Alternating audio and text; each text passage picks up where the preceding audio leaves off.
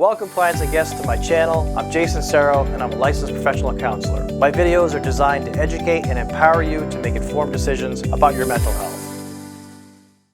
The attention deficit brain's functioning is described by two leading authorities on ADHD, along with several reasons why it is not always operating at its best. How does the ADHD brain process stimulants?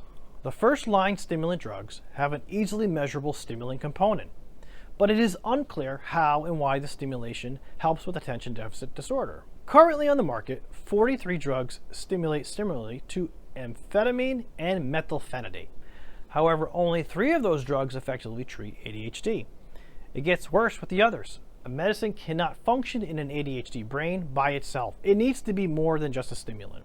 A PET scan investigation was conducted to track the location of a specifically formulated methylphenidate solution in the human brain. It was widely anticipated that it would travel to either a dopamine or adrenaline-rich region in the frontoparietal cortex. No, it didn't.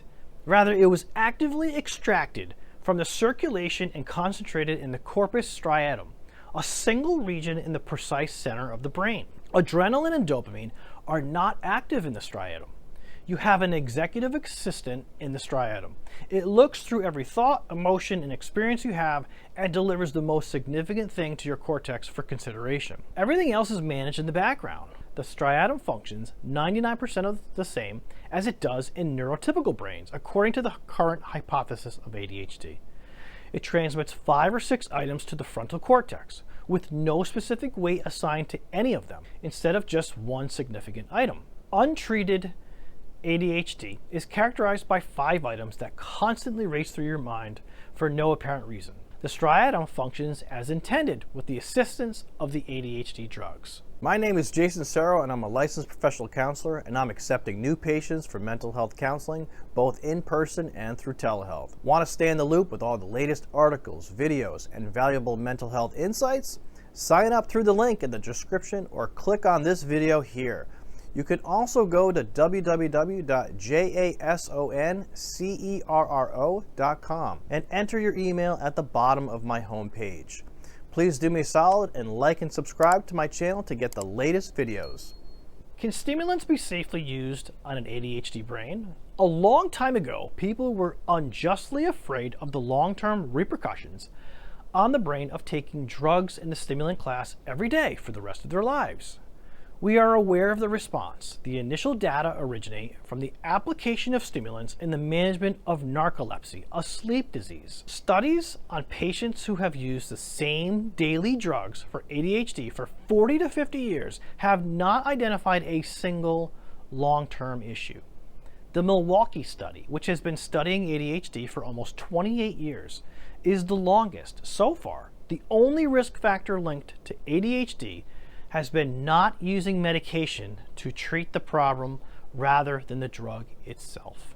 That's by William Dodson, MD. Why are methylphenidate and amphetamine ineffective for my child or me? Over time, it has become apparent that the appropriate chemical at the appropriate amount for each distinct child or adult should offer significant advantages with almost no adverse effects. Nevertheless, a lot of parents discovered that their kid did not respond well to the 2 stimulant drugs, amphetamine, which is Adderall, Vyvanse, and methylphenidate, which has Ritalin and Concerta, etc. We now understand why. It turns out that only roughly half of patients benefit from the first-line stimulant drug dose ranges that the FDA has approved. 6 to 8% of individuals experience their best reaction at dosages below the lowest amounts that are produced. These patients are already overdosed and may experience the Starbucks syndrome, which is being excessively energized, having a fast heartbeat, and becoming agitated. Or the zombie syndrome, which is emotional blunting, lethargy, if they begin at the lowest dose that is available. When the dosages are reduced, the patients respond well. On the other hand, roughly 40% of the individuals see their best results at doses greater than the FDA-approved maximum strengths. They experiment with medication, but they are unable to get a dosage that produces noticeable results. Up to half of patients now respond better to medicine due to the discovery of a wider range of appropriate doses. What makes the brain of an ADHD sufferer lose interest in work? Chemicals that activate reward recognizing circuits in the brain tend to bind on much fewer receptor sites in the brains of persons with ADHD than in the healthy comparison group, according to PET imaging examinations of the brains of these individuals. These and other imaging studies could contribute to the understanding of why individuals with ADHD typically exhibit lower levels of satisfaction or anticipation of pleasure when working on tasks that take longer to complete than their peers. One significant consequence is that they struggle greatly to motivate themselves to begin things that they find uninteresting and to persevere through jobs for which there are no immediate benefits.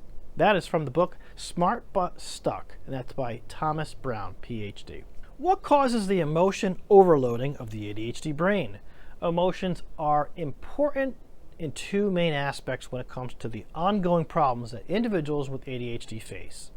Both are associated with working memory impairments, which refer to a person's restricted ability to retain and apply several emotionally charged pieces of information simultaneously. A person with ADHD may occasionally experience a flash of intense emotion that overwhelms them, making it difficult for them to focus on other feelings, information, or memories that are connected to that flash of emotion due to working memory problems in the brain. Sometimes an individual with ADHD has trouble keeping other pertinent information in mind or incorporating it into their appraisal of the situation, which results in an inadequate sensitivity to the significance of a given feeling. That's from Thomas Brown, PhD's book, Intelligent But Stuck. Why is it that the brain of someone with ADHD does not always relate? When comparing persons with ADHD to most others, it is common for the networks that convey information about emotion and other elements of brain functioning to be considerably more constrained. Many years ago, the majority of scientists believed that the prefrontal cortex and other specific brain regions were the main source of abnormalities associated with ADHD. However, recent research has indicated that some of the deficits observed in individuals with ADHD may have more to do with the networks of fibers that provide interactive connection across different brain regions. White matter connections are one way that different brain regions communicate with each other. The white matter structure of the brains of children, adolescents, and adults with ADHD has been found to be aberrant in imaging investigations. Some of the challenges these people face, keeping one thing in mind while doing something else, may be explained by such abnormalities. According to one study, methylphenidate, an ADHD medication, helps normalize children with ADHD's connection impairments in their reward and motivation networks when they are completing certain prescribed tasks.